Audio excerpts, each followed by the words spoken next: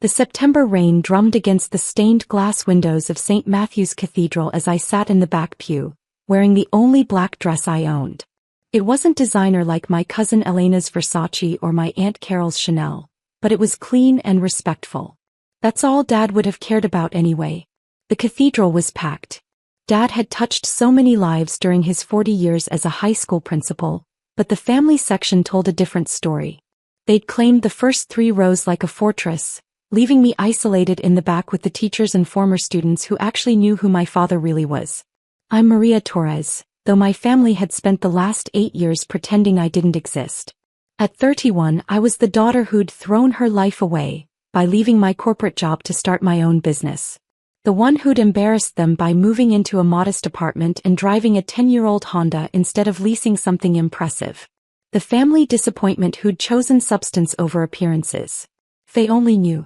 Aunt Carol turned in the front pew, her perfectly applied makeup unable to hide the disdain in her eyes as she spotted me. She whispered something to my Uncle Roberto, who glanced back with the same expression of barely concealed disgust. My cousin Elena didn't even bother looking. She was too busy checking her phone, probably updating her social media about attending such a meaningful service. The priest's voice echoed through the cathedral as he spoke about Dad's dedication to education, his love for his students, his commitment to helping underprivileged kids find their path. Everything the family had rolled their eyes at during Sunday dinners, calling it throwing good money after bad causes. I touched the small silver cross at my throat, the one Dad had given me for my confirmation. The one piece of jewelry I never took off even though it wasn't worth more than $50. Unlike the diamond tennis bracelet Elena was wearing, it had actual meaning. As the service progressed, I found myself remembering the last conversation I'd had with Dad, just 2 weeks before his sudden heart attack. We'd met at his favorite diner, the one where he'd taken me for pancakes every Saturday morning when I was little. "I'm proud of you, Mija," he'd said, stirring sugar into his coffee with hands that had graded thousands of papers over the decades. "You're doing something real, something that matters." The family hadn't understood why I'd walked away from my 6-figure job at Morrison & Associates to start Torres Solutions, a consulting firm that helped small businesses navigate technology transitions. They saw it as throwing away success. Dad saw it as building something meaningful. "Your mother would be proud too," he'd added, his voice soft. Mom had died when I was 16, and Dad had raised me alone while teaching full-time and earning his master's degree at night. The family had considered his struggle beneath them even then. Now watching them perform their grief for the packed cathedral, I felt that familiar mixture of sadness and anger. They'd barely visited Dad in his final years, too busy with their country club memberships and charity galas to spend time with a public school principal who lived in a modest house and drove a 12-year-old Camry. The priest concluded his remarks and invited family members to share memories. Uncle Roberto stood first, adjusting his expensive suit as he walked to the podium. His voice boomed through the sound system as he painted a picture of his beloved brother that bore little resemblance to the man who'd actually raised me. "Eduardo was a pillar of our community," Roberto declared, his politician's smile gleaming under the cathedral lights. "A man who understood the importance of family values and financial responsibility." I had to bite my tongue. This was the same man who'd told Dad that teaching was a waste of his potential, and that he should have gone into real estate like the rest of the Torres men. Elena spoke next, her voice trembling with what I assumed was practiced emotion. She talked about Uncle Eduardo's wisdom, and how he'd always encouraged the family to pursue excellence. The same uncle she'd complained about to anyone who'd listen, calling his house embarrassingly small, and his car a piece of junk. Finally, Aunt Carol approached the podium. At 58 she was the family matriarch, the one who'd taken it upon herself to maintain the Torres image after Dad's wife, my mother, had died. She'd never forgiven him for not remarrying someone from their social circle, and she'd never forgiven me for existing as a reminder of his poor choices. "My brother Eduardo was a good man," she began, her voice carrying that particular blend of condescension and false sentiment she'd perfected over the years. "But he was also stubborn. He had ideas about success that didn't always align with reality." I shifted uncomfortably in my pew. Even at Dad's funeral she couldn't resist taking shots at his choices. "He believed in helping others, sometimes to his own detriment," Carol continued. He gave and gave even when it meant sacrificing his own financial security. It's a cautionary tale about the importance of practical decision-making. The coded message was clear. Dad had been a fool for choosing teaching over money, for helping students instead of building wealth, for raising a daughter who'd followed in his impractical footsteps. As she returned to her seat, I felt the familiar burn of rage in my chest. 8 years of family dinners where they dismissed my business as playing with computers. 8 years of Christmas gatherings where they'd asked when I was going to get serious about my career. 8 years of watching them treat Dad like a well-meaning failure while living off trust funds their grandfather had built through actual hard work. The service concluded with a final prayer, and the family began filing out for the reception at the country club. I hung back, letting them pass without acknowledgement. I wasn't invited to the reception anyway. Aunt Carol had made that clear when she'd called to inform me about the funeral arrangements.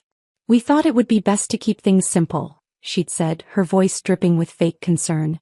"You understand how these things can be complicated with family dynamics."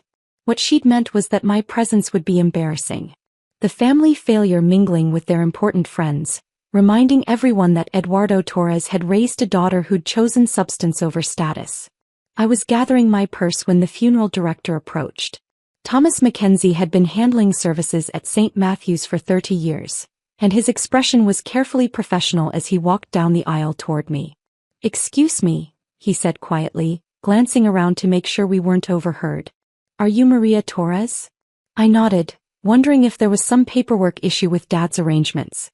"I wanted to speak with you privately," he continued, his voice taking on a more personal tone. "About the funeral expenses." My heart sank. Had Dad left unpaid bills? Was I going to have to scramble to cover costs I couldn't afford? The business was doing well, but I still lived modestly, reinvesting most of my profits back into growth. "There's been some confusion," Mackenzie said, pulling out a folder. "Your family seems to believe they're responsible for the costs, but our records show that everything was prepaid by you 3 months ago. The entire service, the flowers, even the reception at the country club." I stared at him, my mind racing. 3 months ago, I'd gotten a call from Dad's doctor about his heart condition. The prognosis had been serious but not immediately life-threatening. I'd made some calls, taken care of some arrangements, but I'd done it quietly. Dad would have been furious if he'd known. "The amount was quite substantial," Mackenzie continued. "The full cathedral service, premium arrangements, catering for 200 people. Nearly $40,000 in total." Before I could respond, I heard the sharp click of expensive heels on marble. Aunt Carol was walking back up the aisle, her face twisted with the particular expression she reserved for dealing with unpleasant necessities. "Maria," she said, her voice barely concealing her irritation, "you need to move along. We have a reception to attend and this isn't the place for lingering." She glanced at Mackenzie with the dismissive look she used for service workers. "Thomas, thank you for everything. The family will settle the final expenses this week." Mackenzie looked between us, clearly uncomfortable. "Actually, Mrs. Rodriguez, that's what I was just explaining to Ms. Torres. The expenses have already been covered." Carol's perfectly arched eyebrows drew together. "Covered by whom?" "We haven't sent payment yet." "By your niece," Mackenzie said simply. "Miss Torres prepaid everything 3 months ago." The silence that followed was deafening. Carol's face went through a series of expressions: confusion, disbelief, and finally something that looked like panic. "That's impossible," she said, her voice rising slightly. "Maria doesn't have that kind of money. She works with computers or something." I felt the familiar sting of her dismissal, but this time it was followed by something else. A calm, cold satisfaction that I'd been building toward for 8 years. "Actually," Mackenzie said, consulting his folder, "Miss Torres owns Torres Solutions, which handled our cathedral's complete technology overhaul last year. She also funded the scholarship program that's helped over 300 students attend college." Carol's face was going pale under her foundation. "Scholarship program?" "The Eduardo Torres Memorial Scholarship," Mackenzie continued, clearly not understanding the family dynamics at play. "Though it wasn't memorial when it was established. Miss Torres set it up to honor her father while he was still alive. $500,000 endowment, renewable annually." The folder slipped from Carol's manicured fingers, scattering papers across the marble floor. I watched her scramble to pick them up, her designer dress not designed for such practical movements. $500,000, she whispered. I looked at Mackenzie, then at my aunt's shocked face and made a decision. 8 years of being treated like a failure. 8 years of watching them dismiss Dad's choices and mine. 8 years of quiet condescension and barely concealed contempt. Actually, I said, my voice steady and clear, the scholarship is just one of several programs Torres Solutions funds. We also support the technology initiatives at 5 local schools, the Small Business Development Center downtown, and the community college's coding boot camp. Carol struggled to her feet, papers clutched in her trembling hands. How much money are we talking about? Mackenzie looked confused by the question, but I decided to answer it directly. Torres Solutions generated $12 million in revenue last year, I said simply. We're expanding into 3 new markets next quarter. The sound Carol made was somewhere between a gasp and a choke. She stared at me like I'd suddenly sprouted wings. 12 million, she repeated weakly. In revenue, I clarified. Net profit was about 30% of that, though most of it gets reinvested in community programs or business expansion. Mackenzie was looking between us with growing understanding. Perhaps we should continue this conversation somewhere more private? But Carol was still staring at me, her brain clearly struggling to process this information.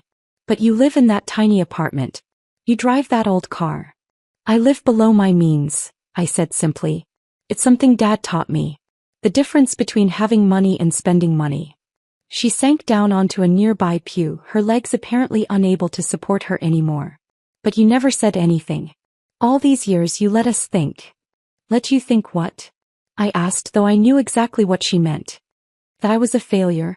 That I'd thrown my life away? That Dad's values were worthless. The cathedral fell silent except for the continued drumming of rain against the windows. Mackenzie excused himself quietly, leaving us alone in the vast space. Your father, Carol began, then stopped. He knew. Of course he knew. He helped me write the business plan. He was my first investor, actually. Loaned me $5,000 from his savings to get started. Carol's eyes were wide with something between shock and horror. $5,000? Which I paid back with interest within 6 months, I continued. Along with a 10% stake in the company which he held until he died. His shares are worth about $800,000 now. She made that choking sound again. $800,000? The lawyers are still working out the details, but Dad's will specifies that his stake should be used to expand the scholarship program. By the time everything's finalized, it'll be enough to send about 40 kids to college every year. Carol stared at me for a long moment, her perfect composure completely shattered. All this time, she whispered. All this time you were successful, I supplied. Yeah. Just not the kind of success you recognize. I stood up, smoothing my simple black dress. I should probably get going. I have a board meeting tomorrow morning with the city council about a new education initiative. Carol grabbed my arm as I passed her pew. Maria, wait. The reception. You should come. The family will want to. Want to what? I asked, gently removing her hand from my arm. Suddenly pretend you've been proud of me all along? Act like you didn't spend 8 years treating me like an embarrassment. She opened her mouth to protest, but I held up a hand. I'm not angry, Aunt Carol. Not anymore. But I'm also not interested in playing family politics at Dad's funeral reception. I started walking toward the door, my footsteps echoing in the empty cathedral. Maria, she called after me. Please. We didn't know. I paused at the cathedral entrance, turning back to look at her. She looked smaller somehow, diminished by the revelation that everything she'd believed about success and failure had been wrong. You didn't know because you didn't want to know, I said quietly. You were so busy judging Dad's choices and mine that you never bothered to ask what we were actually building. The rain had stopped by the time I reached my Honda in the parking lot. As I unlocked the door, I saw the family emerging from the cathedral's side entrance. Elena was gesticulating wildly, clearly excited about something. Roberto had his phone pressed to his ear, probably already working his connections to figure out how much I was really worth. And Carol walked slowly behind them, still looking dazed. I drove home through the quiet streets, past the coffee shop where Dad and I had our last conversation, past the high school where he'd spent 40 years shaping young minds, past the small house where he'd raised me alone after Mom died. My apartment was indeed tiny by the family's standards. 1 bedroom, 1 bathroom, a small kitchen and living area. But it was mine, bought and paid for, with no mortgage weighing me down. The rent from the other units in the building I owned covered all my personal expenses, leaving my business income free for reinvestment and community programs. I changed out of my funeral dress and into comfortable jeans and a sweater. Dad had never cared about designer clothes or expensive cars. He'd cared about education, about helping people, about building something meaningful. Values he'd passed on to me even when the rest of the family thought they were naive. My laptop chimed with an email notification. 3 new client inquiries, 2 from local businesses and 1 from a school district 3 states away that had heard about our education technology initiatives. Torres Solutions had grown beyond anything I'd imagined when I'd first left my corporate job, but it had grown in exactly the direction Dad and I had planned. Another email caught my attention. The subject line read, "Maria from Elena." I hesitated before opening it. Elena had barely spoken to me in years, and when she did, it was usually to make some comment about my lifestyle choices. "Maria," the email began, "I can't stop thinking about what happened at the Cathedral today. I had no idea about your business or the scholarship program. Roberto is furious that none of us knew, and Aunt Carol has been crying for 2 hours. I think we need to talk. Could we have coffee this week? I feel like there's a lot I don't understand about our family." I stared at the message for a long moment. 8 years of condescension and dismissal, and now they wanted to talk. Now that they knew I was successful by their standards, suddenly my perspective mattered. But as I sat in my small apartment, surrounded by the life I'd built according to Dad's values rather than their expectations, I realized something important. I didn't need their validation anymore. I'd stopped needing it the day I'd chosen to build something meaningful instead of something impressive. My phone buzzed with a text message from Mackenzie. "Miss Torres, I wanted you to know that several people from the service have asked about making donations to the scholarship program. Your father touched many lives and they'd like to honor his memory. Would you be available to discuss this tomorrow?" I smiled, typing back my response. Absolutely. Dad would have loved that. Then I opened my laptop and began working on a proposal for the city council meeting. A new initiative to bring coding education to elementary schools across the district. Something that would help hundreds of kids learn skills they'd need for the future. Something Dad would have been proud of. Outside my window, the rain had started again, but my small apartment felt warm and purposeful. I had work to do, programs to build, students to help. The family could have their country club reception and their expensive clothes and their social climbing. I had something better. I had Dad's legacy and I was building on it every day. 3 months later, I was sitting in the same cathedral, but this time for a much happier occasion. The Torres Solutions Foundation was hosting an awards ceremony for the recipients of the Eduardo Torres Memorial Scholarship. 23 students were receiving full college scholarships, funded by the program that had grown from Dad's initial investment and my company's success. The cathedral was packed again, but this time with students, teachers, parents, and community members. People who understood that real success wasn't measured in designer clothes or expensive cars, but in the lives you touched and the futures you helped create. I stood at the podium where Aunt Carol had delivered her condescending eulogy just months before, looking out at faces filled with hope and gratitude. My father, Eduardo Torres, believed that education was the great equalizer. I began, my voice steady and clear.